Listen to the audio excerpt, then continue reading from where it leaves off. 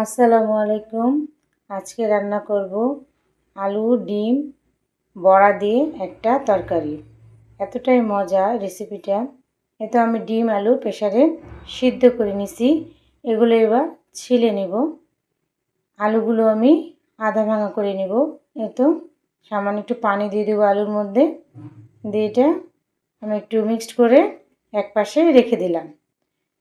এবার আমি গ্যাসে কড়াই বসায় দিছি, তার মধ্যে সয়াবিন তেল দিয়ে দিলাম আর সামান্য লবণ দিয়ে দিলাম আর একটুখানি হলুদ দিব। আমি একটু লবণটা খুন্তির সাহায্যে নেড়ে নিচ্ছি যেন ডিমটা লেগে না যায়। হলুদ দিয়ে দিলাম একটু। এবার একে একে ডিমগুলো ছেড়ে দিব।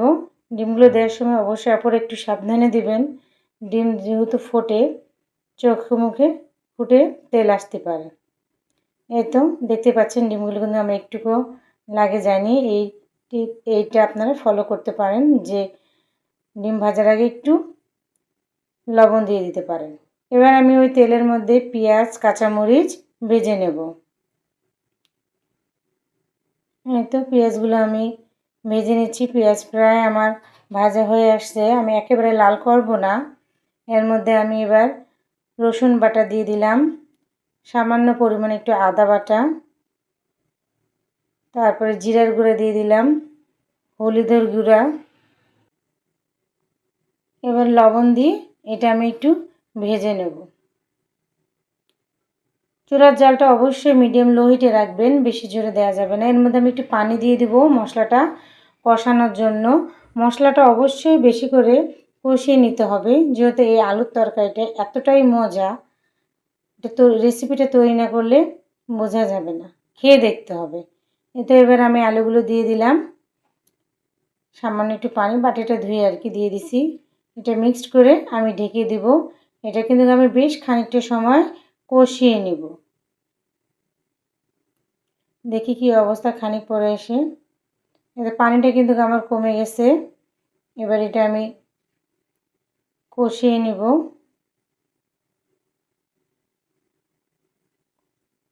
এভাবে কিন্তু উত্তরবঙ্গের মানুষ আলু ডিম আলুর ডালের মতো রান্না করে, সাথে বড়া দিলেও এটার টেস্টটা অনেক বেশি বেড়ে যায়।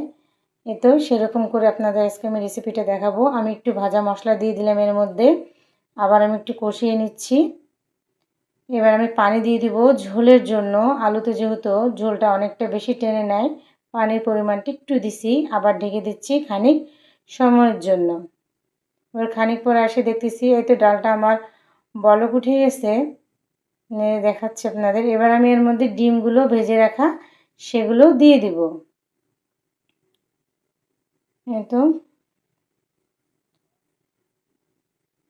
এবার এটা খানিক সময়ের জন্য ঢেকে রাখলাম। আমি আরেকটা চুলায় আমি ডাল ভিজিয়ে বেটে রাখছি, তার মধ্যে আমি জিরার গুঁড়া, লবণ, কাঁচামরিচ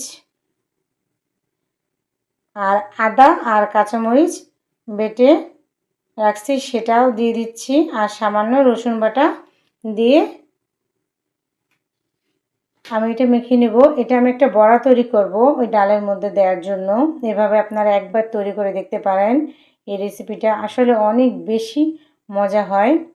এবার আমি গ্যাসে কড়াই বসায় দিছি, তার মধ্যে তেল দিয়ে দিলাম আর ছোট ছোট করে আমি বড়াগুলো দিচ্ছি। বড়াগুলো কিন্তু তরকারির মধ্যে যখন ভিজে যাবে তখন একেবারে টপটপা হয়ে যাবে আর এত মজা লাগবে খেতে। এই জন্য আকারে ছোট করে দিছি, নাহলে বেশি একটু মোটা করে দিতে হবে, পাতলা করে দিলে কিন্তু ভেঙে যাবে।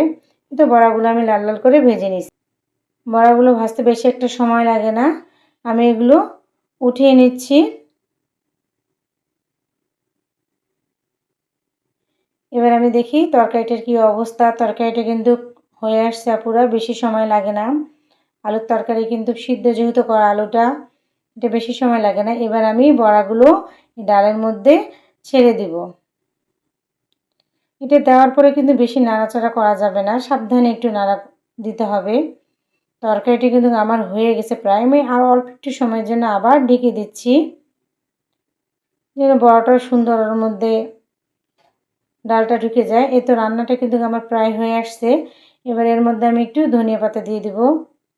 ধনিয়া পাতাগুলো কিন্তু আমার ফ্রিজে ছিল, এই জন্য এরকম দেখতে হয়। এই তো ডালটা কিন্তু আমার রান্না হয়ে গেছে। আমি কিন্তু গ্যাসটা অফ করে দিচ্ছি। এই তো দেখেন, আপনাদের দেখায় কীরকম গাঢ় হয়েছে। এটা কিন্তু ঠান্ডা হয়ে গেলে আরও বেশ খানিকটা জমে যাবে। খেতে কিন্তু দুর্দান্ত একটা স্বাদ। এই তো এবার আমি বেড়ে আপনাদের গামলায় করে দেখাচ্ছি কীরকম হয়েছে তরকারিটা।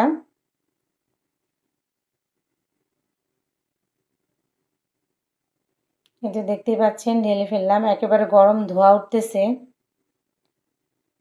এই তো আপনাদের দেখাচ্ছি, এই যে বড়াগুলো কিন্তু একেবারে ভিজে গেছে ঝোলের মধ্যে। এভাবে কিন্তু আপনারা রেসিপিটা তৈরি করতে পারেন, একবার ট্রাই করে দেখেন।